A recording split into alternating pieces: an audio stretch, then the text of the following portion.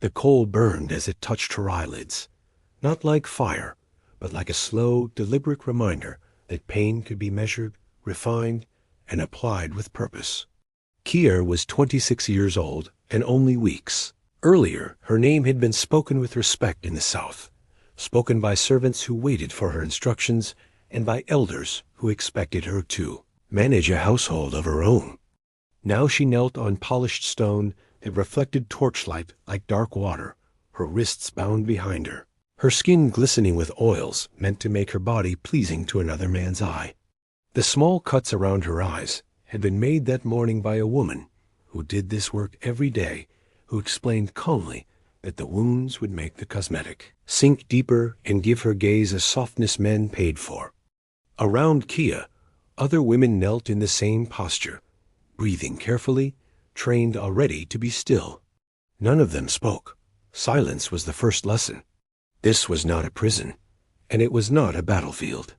It was a marketplace disguised as a noble hall, where bodies were assessed, futures assigned, and suffering organized so efficiently that it no longer looked like cruelty at all. Lord Senlac walked slowly among them, his linen robes brushing skin as casually as fabric passes furniture. He did not hurry. Men like him never did. His wealth was measured in fields no one person could cross in a day, in grain stores that fed cities, in lives that could be spent without consequence. He stopped in front of Kia, and she felt his attention settle on her like weight. A gesture, a word, and the thin cloth covering her was removed. She kept her eyes lowered, not out of modesty, but because she had already learned that meeting a powerful man's gaze too directly could be mistaken for defiance or invitation, and either interpretation could be dangerous. He spoke of her as one might speak of a tool, noting strength, refinement, usefulness. When her background was mentioned, when he learned she could read and understand accounts, his interest sharpened. Education did not save her. It narrowed her future. It placed her closer to him, closer to rooms where decisions were made and bodies were used, closer to a role that could not be refused without punishment, that left no record. She was led away before she could think too far ahead, through corridors that grew quieter and more ornate, away from public spaces and into the private core of the household. There, an older woman waited, her posture calm, her eyes watchful, her authority unspoken but undeniable. She introduced herself as merit and did not offer comfort. Instead, she offered truth. She spoke of survival as if it were a skill to be learned, not a mercy to be granted. She explained that the innermost household was not a reward, but a test, that the women who entered it lived better and suffered more, because proximity to power protected them from neglect, but exposed them to constant demand. History would never record their names. Stone walls would rise, temples would gleam, and men would be remembered as builders of civilization, while the women who sustained their lives in private would vanish as completely as smoke from an extinguished torch. As Kia listened, standing naked in lamplight meant for someone else's pleasure, she understood that what awaited her was not a single night or a single violation, but a system that consumed women slowly, methodically, and without apology. And she was about to step fully inside it. To understand what awaited Kia, one had to understand that Egyptian slavery was not a single condition, but a carefully layered system designed to extract maximum value from every human life it captured. Egypt did not simply conquer lands. It absorbed people, classified them, and assigned them functions that served the endless machinery of noble wealth. Men were sent to fields, quarries, or armies. Women were catalogued more carefully. Their bodies were evaluated not only for strength, but for beauty, obedience, and the potential to produce more bodies for the system. This was not chaos or cruelty born of impulse. It was administration. It was policy. And it was justified through language, law, and religion so thoroughly that few questioned it openly. At the lowest level were women who labored until their bodies failed, sleeping in communal quarters, unnamed and interchangeable. Above them were domestic servants, women who worked inside noble homes, who ate better food and wore cleaner clothing, but whose safety depended entirely on the moods of men with authority. And above even them existed a category that sounded almost honorable when spoken aloud: the innermost household. These women lived closest to the Lord himself. They were selected carefully, trained deliberately, and isolated from the rest of the enslaved population. Outsiders imagined them as fortunate. They were not beaten in public. They were not starved. They were not discarded quickly. Instead, they were consumed slowly, shaped into instruments meant to fulfill needs that formal wives could not acknowledge without shame. Merritt explained this to Kia without raising her voice, as though she were describing the layout of a storeroom or the schedule of grain deliveries. The women of the innermost household were expected to anticipate desire, to listen without speaking, to make powerful men feel admired without ever seeming equal. They were expected to be silent witnesses to conversations meant to be overheard, but never repeated, to absorb secrets that could destroy them if spoken at the wrong moment. In return, they received protection that could vanish instantly if their usefulness faded. Favor was not security. It was a temporary suspension of danger. Religion wrapped this system in legitimacy. Noble households were described as microcosms of cosmic order, with the Lord standing in for divine authority. Obedience was framed as harmony. Submission was presented as duty. When women suffered, their suffering was rendered invisible by ritual language that transformed exploitation into tradition. What happened in private chambers was not recorded on walls or papyrus. History preserved victories and monuments, not whispered instructions and locked doors. As Kia listened, something shifted inside her. She stopped thinking of herself as a single victim and began to see the structure around her, the repeating patterns, the predictable outcomes.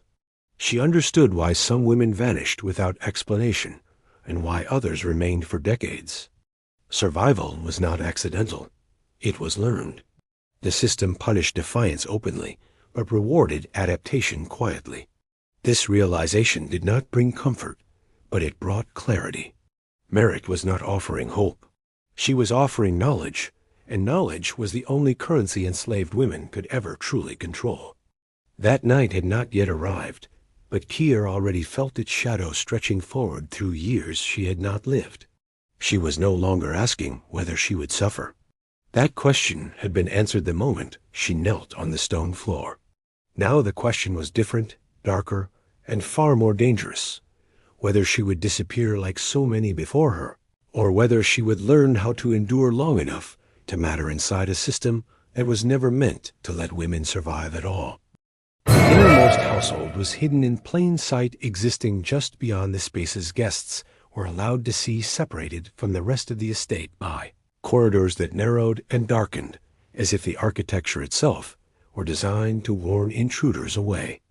These rooms were quieter than the rest of the house, insulated from the noise of servants and the complaints of laborers. But the silence carried its own weight. Every sound mattered here. Every footstep could mean summons or dismissal, favor or danger. Kier learned quickly that the greatest rule of this place was not obedience, but awareness. To survive, she had to notice everything while appearing to notice nothing at all. Her days were filled with instruction disguised as care. She was taught how to bathe in scented oils that masked fear and exhaustion, how to sit so that her body appeared relaxed even when her muscles were tense, how to speak in ways that flattered without challenging. The older women watched her closely, correcting small errors, explaining that a poorly chosen word or a delayed response could change how a man perceived her value. Value was the word used most often. Not dignity, not safety. Value. In this household, a woman's worth rose and fell with the pleasure she could provide and the convenience she offered to power. At night, the reality of her position became unavoidable. The chamber assigned to her was small but private, a privilege that came with expectation. When Lord Senmet called for her, it was never phrased as a request. His presence filled the room, heavy with certainty, and she understood that her body was no longer her own in any meaningful sense. He was not violently cruel, and that made the experience more unsettling, not less.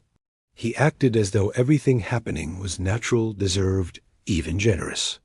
He spoke to her as one might speak to a favored possession, praising what pleased him, correcting what did not, never once considering her inner world as relevant. Keir did what Merritt had advised. She observed. She listened. She learned. She noted when he wanted conversation and when he wanted silence, when praise softened him and when it irritated him. She learned the rhythm of his moods, the timing of his visits, the patterns of his attention. Each encounter became a lesson, not because she accepted what was happening, but because refusing to understand it would have meant being broken more quickly. This was not surrender. It was strategy, cold and deliberate, forged out of necessity. The other women of the innermost household moved around her like reflections of possible futures. Some were withdrawn, their eyes dulled by years of careful compliance. Others carried themselves with confidence that bordered on authority, issuing quiet instructions, managing schedules, deciding who would be seen and who would wait. These women were still enslaved, but they had carved out narrow spaces of control within their captivity. They were respected not because they were valued as people, but because their absence would disrupt the smooth functioning of the Lord's private world. Keir began to understand the cruel paradox of the innermost household. The closer a woman stood to power, the more invisible her suffering became. From the outside, these women appeared privileged. From the inside, they lived under constant pressure, knowing that age, illness, or a single mistake could strip away years of careful positioning. Each night ended the same way, with Keir lying alone in the dark, her body aching, her mind restless, aware that she was changing. The system was shaping her, teaching her how to endure, how to calculate, how to survive. And somewhere in that slow transformation, something essential was being tested, something that, once lost, could never be recovered. The first true lesson of the innermost household revealed itself not in what happened to Keir, but in what happened to the women who failed to adapt. Disappearance was common here, yet it was never discussed openly. A woman would simply not return to her duties. Her sleeping mat would be removed. Her name would stop being spoken. No announcement was made, no punishment displayed. The silence was intentional. It taught the remaining women that resistance did not create martyrs. It erased people. Keir learned quickly that survival depended not on strength or virtue, but on reading the invisible rules that governed who was kept and who was discarded. Merritt watched her carefully during these weeks, offering corrections that were subtle but relentless. She reminded Keir that emotion was a liability unless controlled. Tears were dangerous. Anger was suicidal. Even visible despair suggested weakness that invited exploitation. The women who lasted were those who learned to mask their inner lives completely, who could present calm interest when summoned and disappear mentally when dismissed. This was not submission born of belief, but submission perfected through fear. The system rewarded women who made their own suffering efficient. As months passed, Keir noticed that Lord Senmead's attention toward her changed. It became more focused, less casual. He began to ask her opinions on small matters, not because he valued her judgment, but because he enjoyed the sensation of being listened to by someone who appeared thoughtful yet powerless. He shared complaints about rivals, frustrations with administrators, trivial grievances that revealed far more than he intended. Keir understood what Merritt had meant about information. Proximity created access, and access created leverage, even for those who officially possessed none. This closeness came with new dangers. Favor attracted resentment from other women, whose survival depended on limited opportunities. Quiet rivalries formed, never openly hostile, but sharp enough to wound. A whispered comment to a steward, a delayed message, a misreported instruction could shift a woman's position overnight. Keir learned to navigate these tensions carefully, offering small kindnesses without creating debts, avoiding intimacy that could be weaponized against her. Trust was not a luxury enslaved women could afford. Religion continued to justify everything. Priests blessed the household. Rituals marked seasons and success. Nothing in these ceremonies acknowledged the women who made them possible. Kier began to see how belief functioned as reinforcement, how divine language erased responsibility from human hands. When suffering was framed as order, no one needed to feel guilt. When obedience was framed as virtue, resistance became sin. At night, when Kier lay awake, she felt the slow erosion of the person she had been. Not because she accepted her fate, but because constant vigilance demanded sacrifices she could not recover. She thought less about escape and more about positioning, less about justice and more about timing. This shift frightened her more than physical pain ever had. The system was not just using her body. It was reshaping her instincts. Merritt noticed this change and approved. Survival, she reminded Kier, was not purity. It was persistence. Those who clung to who they had been did not last.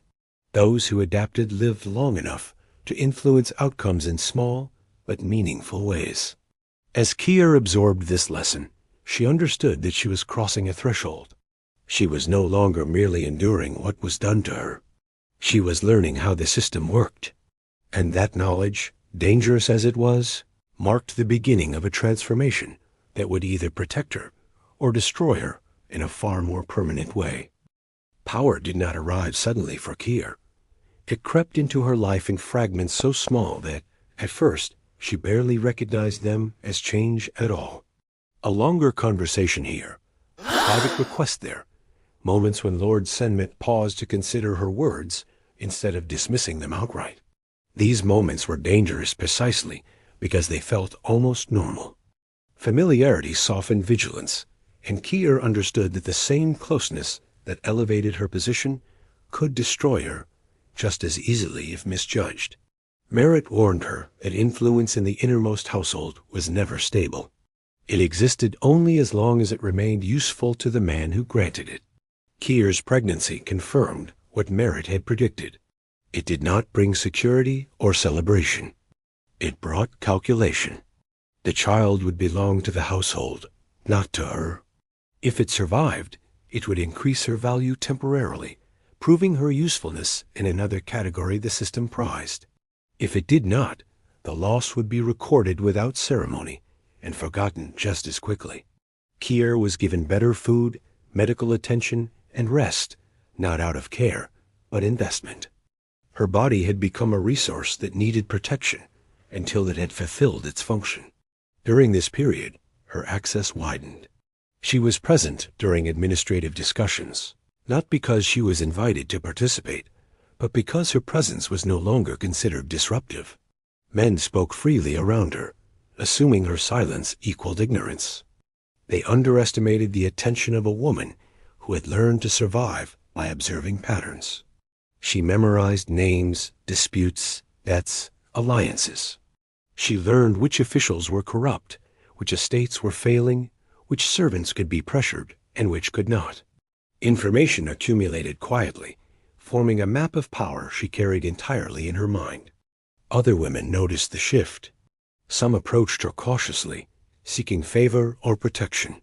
Others withdrew, sensing competition they could not confront directly. Kier learned to manage these relationships carefully, distributing small advantages without binding herself too closely to anyone. Merritt had taught her that dependence was dangerous on both sides.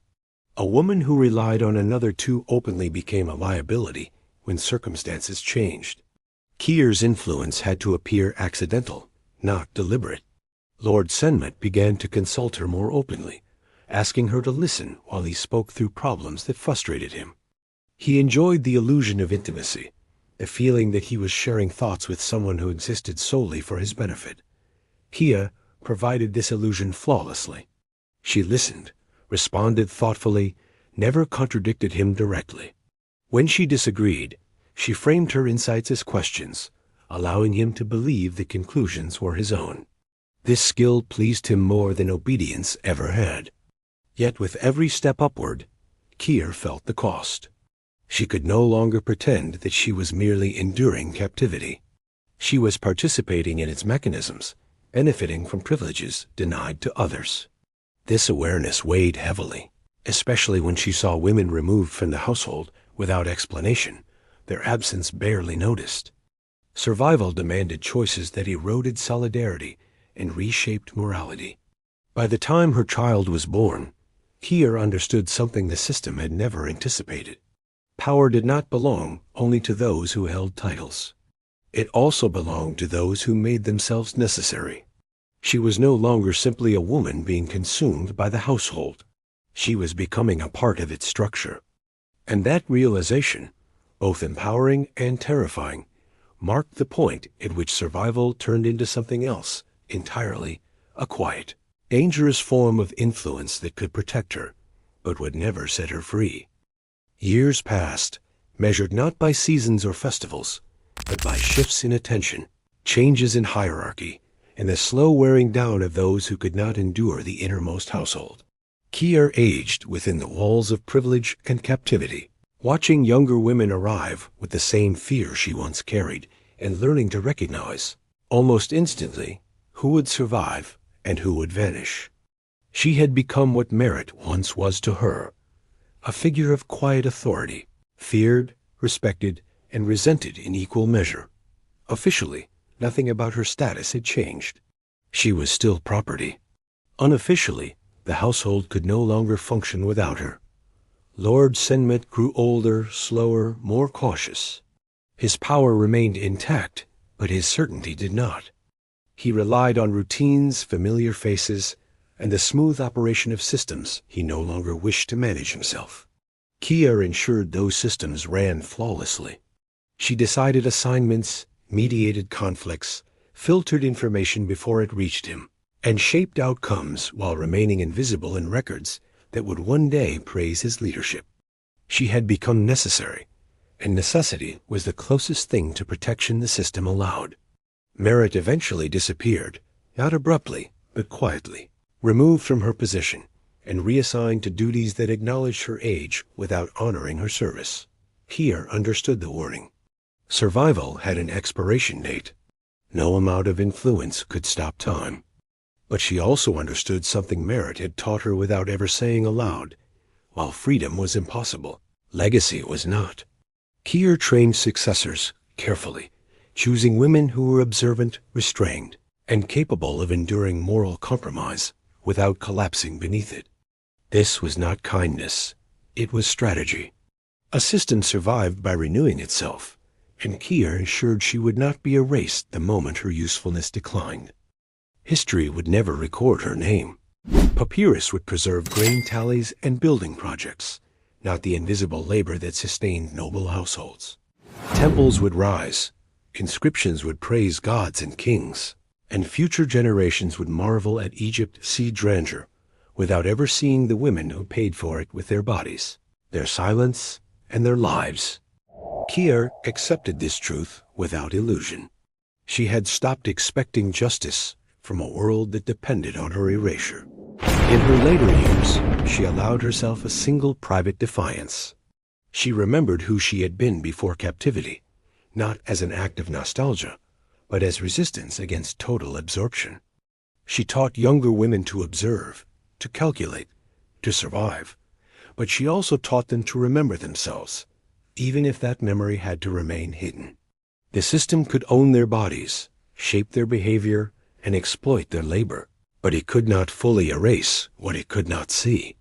When Kier finally disappeared from the household, her absence was noted only in the way routines adjusted to compensate. Life continued. It always did. Yet her influence lingered in the structure she had shaped, the women she had trained, and the quiet knowledge passed from one generation of captives to the next. This was the truth history buried beneath monuments and myths. Civilizations did not rise on stone and gold alone. They were built on controlled suffering, organized silence, and women whose endurance was worse than death because it demanded that they live, adapt, and be forgotten.